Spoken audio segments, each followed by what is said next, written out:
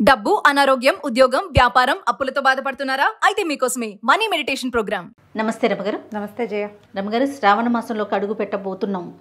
అధిక శ్రావణ మాసం రావడంతో మనకు కొంచెం లేట్ అయింది, లేకపోతే ఈ పాటికి మనం శ్రావణ మాసంలో ఉండేవాళ్ళమేమో బహుశా.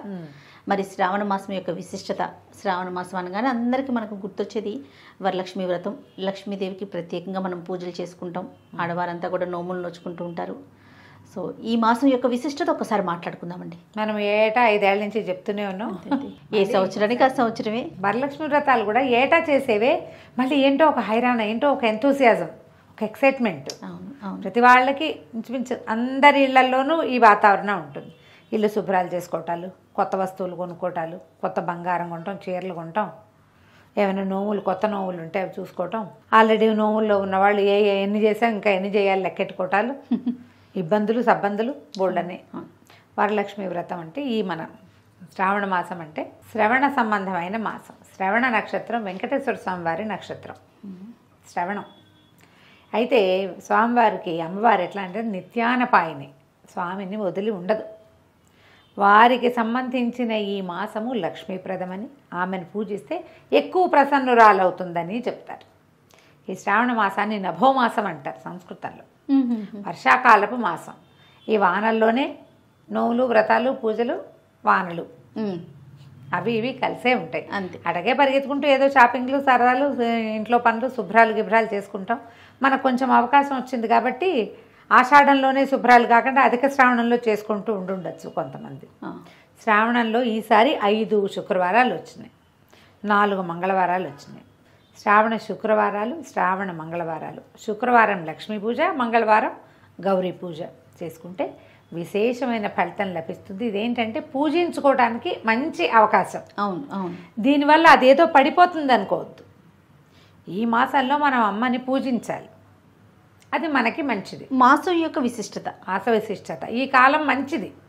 ఈ మామూలుగానే ప్రసన్నురాలుగా ఉంటుంది, పూజిస్తే ప్రసన్నురాలు అవుతుంది లక్ష్మీదేవి.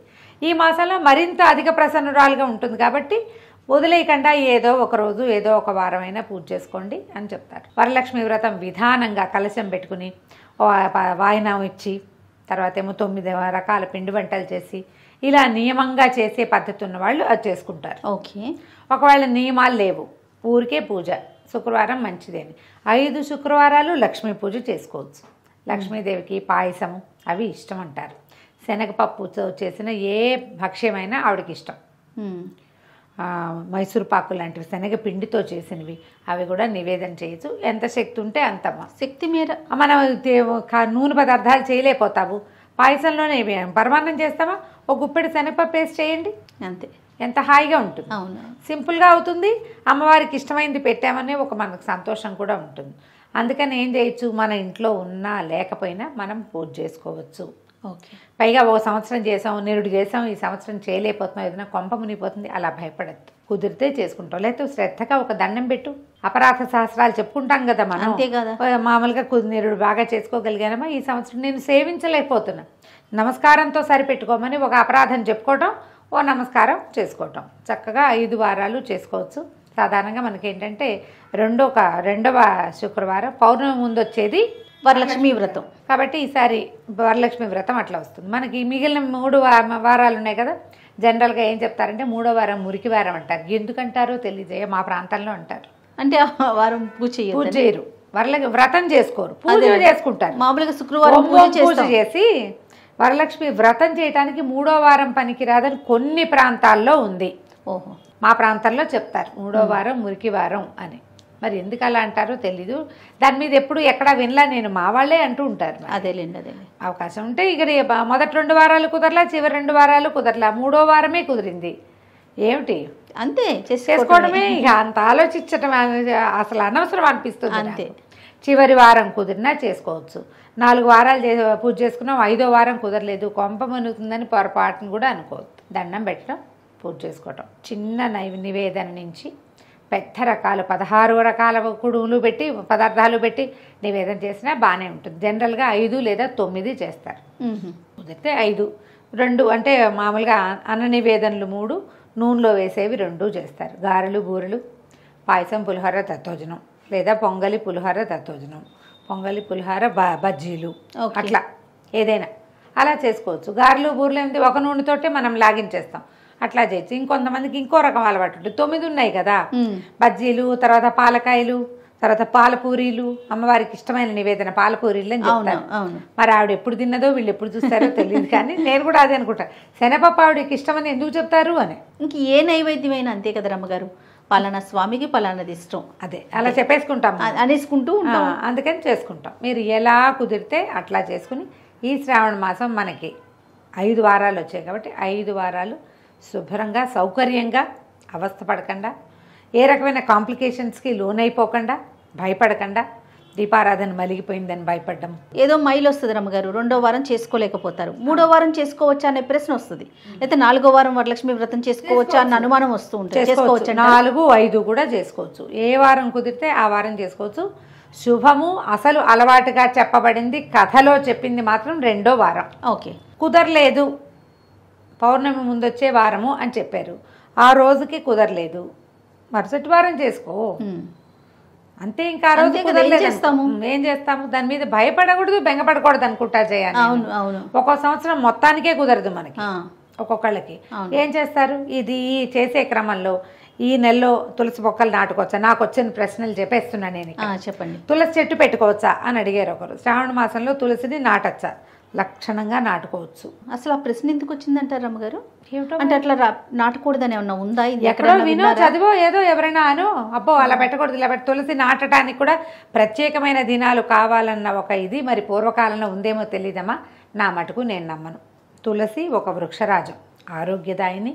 మనకి ఏమంటారు, మన ఆధ్యాత్మిక రీత్యా కూడా తులసిని పూజించే వృక్షంగా మనం భావిస్తాం. దేవుడికి దండం పెట్టడానికి ఒక టైం ఏమిటమ్మా, పూజకి ఒక టైం ఉంది అంతే. అదేదో తులసి పూజ పొద్దున్నే చేయి, సాయంత్రాలు కాదండి పొద్దున్న చేయమంటారు. మొక్క నాటడానికి కూడా వాళ్ళు ఎవరో చెప్పారని మీరు కంగారు పడి ప్రశ్నలు వేస్తే ఎలాగా? పెట్టుకోండి, చక్కగా తులసి పూజ చేసుకోవచ్చు, తులసి దగ్గర దీపారాధన చేసుకోవచ్చు, ఇంట్లో పూజ చేసుకోవచ్చు. తులసి ఒకటి. ఇంకో రెండోది, ఎన్ని ఒత్తుల దీపాలు పెట్టాలి. మీరు ఏ కథల పుస్తకాలు చదివితే ఆ కథల పుస్తకంలో ఏం చెప్పబడిందో అది మీకు నచ్చితే అలా చేయండి. అసలు సాధారణంగా చెప్పబడింది సాధ్యం త్రివర్తి సంయుక్తం అని చెప్తారు. నెయ్యి వేసి, ఆజ్యం అంటే నెయ్యి, త్రివర్తి సంయుక్తం 3 ఒత్తులు అంటే బ్రహ్మ విష్ణు మహేశ్వరులని కొన్ని ప్రాంతాల్లో నమ్మకం. మేము 2 ఒత్తులవి 2 జ్యోతులు వేస్తాం. మా అమ్మగారింట్లో 2 ఒత్తులు కలిపి 1 జ్యోతి వేస్తారు. 2 ఒత్తులే వేసే విధానం మా అందరి ఇళ్లలోనూ ఉంది. శ్లోకంలో సాధ్యం త్రివర్తి సంయుక్తం అని ఉంది. ఏం చేస్తాం అయితే 1, లేకపోతే 2, లేకపోతే 3, మీ ఇంట్లో ఏదైతే అది 1. నెంబర్ 2, మీరు ఎవరిని ఫాలో అవుతారో వాళ్ళు చెప్పింది, లేదా మీ పురోహితుడు మీకు పూజ చేసేందుకు వచ్చిన అయ్యగారు ఎలా చెప్తే అలా చేసుకోండి, దాన్ని ఫాలో అయిపోండి. మళ్ళీ దీని మీద ఇలా పెట్టినాను కరెక్టా కదా అని ఇంకోళ్ళని అడగద్దు. ఎప్పుడు కూడా ప్రశ్నల మీదే మీకు అనుమానాలు పెరుగుతాయి. అంతే. నువ్వు అదే నీ అలవాటుగా చేసుకో, ఏమీ ఉండదు, ఇన్వాలంటరీగా గాలి తీసుకున్నట్టే. అంతే అంతే. నువ్వేం అడిగావా ఇది ఏ ముక్తో తీసుకుంటున్నాను నీకు గుర్తొస్తుంది? అసలు రాదే. వీటి మీద ఎందుకు ప్రశ్నలు? అనవసరంగా టెన్షన్ పడతారు కదా. ఏం పడకండి, హాయిగా పూజ చేసుకోండి, చక్కగా చదువుకోండి. లక్ష్మీ అష్టోత్తరం చదువుకోవచ్చు, అష్టోత్తర శతనామావళితోటి ప్రకృత్యై నమః, ఓం వికృత్యై నమః అని ఒక్కొక్క నామంతో పువ్వులు వేసి పూజ చేసుకోవచ్చు. లక్ష్మీదేవికి ఏ పువ్వులతో పూజ చేయాలి? చేమంతి పువ్వులు విశేషంగా చెప్తారు. మీ వాకిళ్లల్లో ఉంటే పారిజాతాలు, నందివర్ధనం, గరుడవర్ధనం, కనకాంబరాలు వాటితోటి కూడా చేసుకోవచ్చు. మల్లెలు మొల్లలు దొరికితే వాటితోటి చేసుకోవచ్చు. జాజి పూలు దొరుకుతాయి, జాజి కూడా విశేషంగా చెప్తారు అమ్మవారికి.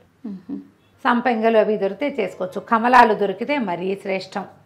ఆవిడ కమలాలయ్య కాబట్టి పద్మంలో పుట్టిందని చెప్తారు కాబట్టి ఆ పద్మాలతోటి పూజ.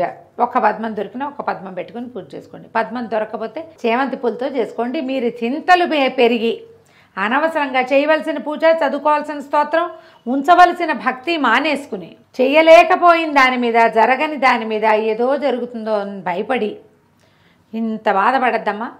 భక్తుడికి మన తాలూకు భక్తి అనురక్తియే కావాలి. అందుకే భగవంతుడికి కావాల్సింది మన భక్తే, పువ్వు పూజ కాదు. కాకపోతే ఇవి శ్రేష్టం అని చెప్పారు. అవకాశం ఉంటే చెయ్యి, లేకపోతే మాని. అంతే. అవకాశం కోసం ప్రయత్నం చేయొచ్చు కదా. వాకిళ్లల్లో ఉండే పువ్వులతోటి చక్కగా పూజ చేసుకోవచ్చు. మరువము వాటితో చేయొచ్చు. తర్వాత ఏమో మన బిల్వదళాలు. ఈ రోజుల్లో బిల్వంతో లక్ష్మీ పూజ కూడా చాలా శ్రేష్టమని కొంతమంది పెద్దవాళ్ళు చెప్తున్నారు. ఓకే. అంటే రోజువారీ లక్ష్మికి బిల్వార్చన చెప్పబడలా, మ్మ్. ప్రత్యేకంగా ఈ శ్రావణ శుక్రవారాల్లో చేస్తారు. ఓ. కొన్ని దేవాలయాల్లో కూడా లక్ష్మీ అమ్మవారి దేవాలయాల్లో ప్రత్యేక దినాల్లో బిల్వార్చన చేస్తారు. శివుడికే మనం బిల్వం పెడతాం అవునవును. కదా, ఈవిడికి ఇప్పుడు అమ్మకు కూడా పెట్టచ్చు. శ్రావణ లక్ష్మీదేవికి శ్రావణ మాసంలో చేయొచ్చు. ఒక వారం అవకాశం ఉంటే 2 బిల్వదళాలైనా తెచ్చి పూజ పెట్టుకోండి, చేసుకోవటం. మంచిది. ఆలయ దర్శనం చేయదలుచుకుంటే ఎలాంటి ఆలయాల్ని దర్శించాలి రమ్మగారు ఈ మాసంలో? విష్ణువాలయాలు ఏవైనా వెళ్ళచ్చు, ఏ విష్ణువాలయమైనా పనికొస్తుంది. అంటే మరి విష్ణువుతో ఉండే అమ్మవారు సాక్షాత్తు లక్ష్మీ స్వరూపమే కాబట్టి లక్ష్మీదేవి. తర్వాత ఇప్పుడు రామాలయానికి వెళ్ళాం, అది కూడా విష్ణువాలయం కిందకే వస్తుంది. అవును, అవును. సీతాదేవి సాక్షాత్తు లక్ష్మీదేవి స్వరూపం. మ్మ్. ఏ వేణుగోపాల స్వామి దేవాలయానికో వెళ్ళాము, మరి ఆదిలక్ష్మి అవతారమే రుక్మిణీదేవి అవును కదా. కృష్ణుడు ఉంటే ఉన్నట్టే, ప్రధానమైంది ఆమె స్వామిని వదిలిపెట్టి ఉండదు. ఆయన ఒక్కడే ఉన్నాడు అనుకోండి అక్కడ, అయినా కూడా అమ్మవారు ఉన్నట్టే, అంతే. పక్షస్థలంలో ఉంటుంది, స్వామివారి గుండెల్లో ఉంటుంది కదా. కాబట్టి దేవాలయ దర్శనం చేయదలుచుకుంటే వెంకటేశ్వర స్వామి దేవాలయాలు, తిరుమల తిరుపతి దేవస్థానానికి వెళ్ళలేకపోతే మన చుట్టుపక్కల మన ఊళ్ళలో కూడా వెంకటేశ్వర స్వామి దేవాలయం ఉంటుందా, అలా వెళ్ళి రావచ్చు. అయితే కొంచెం హైరాన్గా ఉంటుంది, ఎప్పుడు కుదిరితే అప్పుడు చూడదు. ప్రస్తుతానికి అంతే రమ్మగారు. మళ్ళీ ఏమన్నా గుర్తొస్తే ఈ వీడియో చూసినాక మన ప్రేక్షకులకి ఏమన్నా సందేహాలు ఉంటే కనుక నెక్స్ట్ ఇంకొక వీడియోలో వాటిని మనం నివృత్తి చేసే ప్రయత్నం చేద్దాం. సరే, ఓకే అండి, నమస్తే. నమస్తే జయ.